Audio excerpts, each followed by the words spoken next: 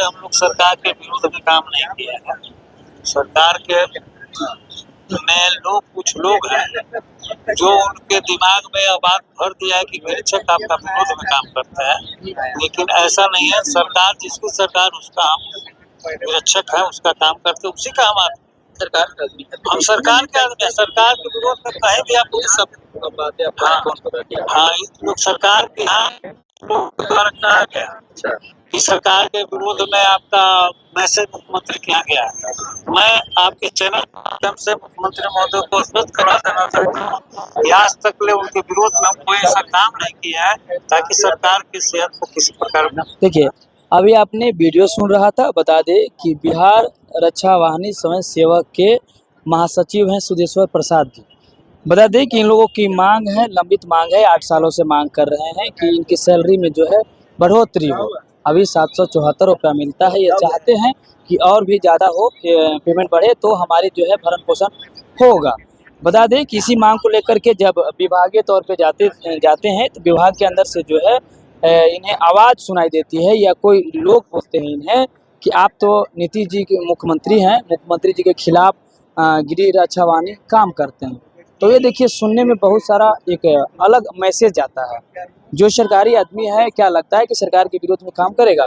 देखिए, ये एक मैसेज हजारों कानों को जो है सुनाई देता है। मेरे साथ इसी सब मुद्दे पर बातचीत करने के लिए RTI एक्टिविस्ट राकेश राय पटेल जी है, बात करने की कोशिश करेंगे। सर, कैसे देखते हैं गिरिराज रक्षा वाहिनी का? आपने जिस तरह से गर्दनीबाग में से भी मामला उठाया था, उसके बाद और भी बातचीत हुई थी, लेकिन वही अगर कहा जाए तो गिरिराज रक्षा वाहिनी को लेकर के जब अपनी मांग को लेकर के जाते हैं तो जो आपने वीडियो के माध्यम से सुनाई दिया है, तो कैसे देखते हैं? मतलब क्या?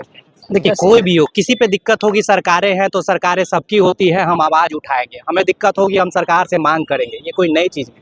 अरे इतनी कम वेतन में, इतनी कम मासिक डेली वेजेस में वो काम कर रहा है तो आवाज़ भी ना उठाए, और आवाज़ उठाए तो सरकार के खिलाफ हो गई। मतलब हर चीज़ को दबाते हुए तुम सरकार और सत्ता हासिल करना चाहते, डर के भाव से तुम जीना चाहते हो और राजनीति करना चाहते हो कि हम डरा के रखेंगे, चाहे कोई भी हो, अगर खिलाफत आवाज़ उठाएगी तो तुम्हारा कार्य नहीं करेंगे। बार बार आवाज़ उठेगी, हर बार आवाज़ उठनी चाहिए, सिर्फ उन्हीं से नहीं बल्कि हर उस व्यक्ति को आवाज़ उठाना चाहिए जिससे लगता है कि हमारे खिलाफ सरकारें काम कर रही है।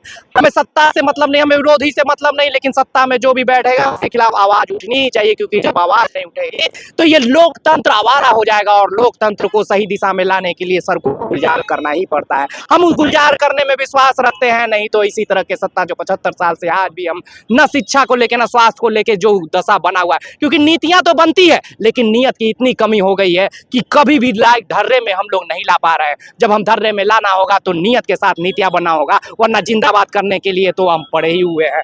राहुल जी कहाँ विदेश जा रहे हैं, मोदी जी कहाँ खाना खा रहे हैं, इसके लिए तो हम लोग बैठे हुए हैं। और उसी में और सबसे ब्रश इसमें दिक्कत हो रही है, आप मीडिया का चौथा स्तंभ, सबसे नालायक कहें तो मीडिया तंत्र है जो आपका चौथा स्तंभ है, जिसे बारीकी 161वें पायदान पे विश्वसनीयता है, लेकिन सब नंबर 1 पे कार्य करता है।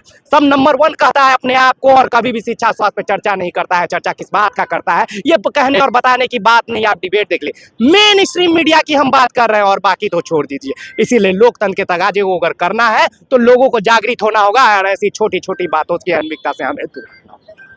जिस तरह से उन्होंने कहा कि हम विभाग में गए तो हम कानों कान जो सुने कि मुख्यमंत्री तक आपकी आवाज़ जो है वो कहीं ना कहीं गूंजता है कि जितने भी गिरिराज रक्षा वाहिनी है वो सरकार के विरोध काम करते हैं। तो ये कहीं ना कहीं एक अपने आप में हास्यास्पद बात निकलती है, क्योंकि अरे जब हम आपके साथ कर रहे थे तो क्यों नहीं हमारी सैलरी को बढ़ा दे रहे हो भैया?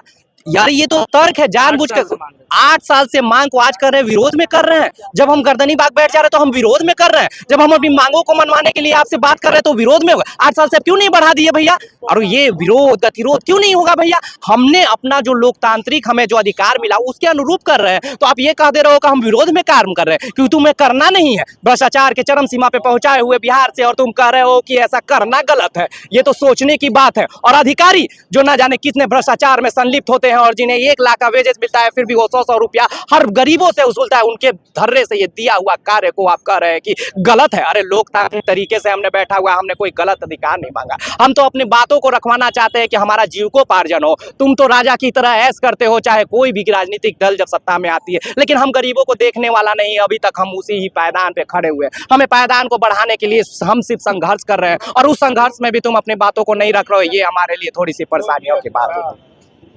चलिए, देखिए, जिस तरह से लगातार बिहार गृह रक्षा वाहिनी के जो लोग हैं वो चाहते हैं कि हमारी सैलरी जो है बढ़ोतरी हो, 774 रुपया मिलता है, इतना से हमारी भरण पोषण नहीं होता है। लगातार जो है 8 साल से मांग कर रहे हैं, लेकिन देखा जाए तो अधिकारी जिस तरह से उन्हें एक बात कही है कि आप सरकार के विरुद्ध काम करते हैं, तो ये कहीं न कहीं चिंतन। जी। एक चीज़ और हम दिमाग से उनसे कह रहे हैं, क्योंकि हमारी सहानुभूति हमेशा उन लोगों से रहती है जो सड़क पे लड़ते हैं। हमें फ़र्क नहीं पड़ता कौन एमएलए एमपी है, बिल्कुल इनके मांगों के साथ हम पूरी समर्थन देते हैं। और जब भी हमारी इनसे बात होगी इनके साथ में, हम सरकार से ये बात ज़रूर करेंगे। अगर कभी इनसे हमारी बात होती है तो इनकी बातों को हम सरकार तक रखेंगे ज़रूर, चाहे जो भी अधिकारी हो। बजाते इनके साथ हमारी बैठ के गर्दन या कहीं बात हो, हम प्रश्न जरूर करेंगे उस अधिकारी से कि आखिर इनके बातों को आलोक में तुमने ऐसे संदर्भ में बातों को क्यों रखा, जबकि हमने अपने मांगों के अनुरूप यहाँ पे बैठे रहे थे। इसलिए हम इनके साथ हमेशा रहेंगे और इनकी बातों को सरकार तक पहुँचाने का पूरा भरसक प्रयास करेंगे।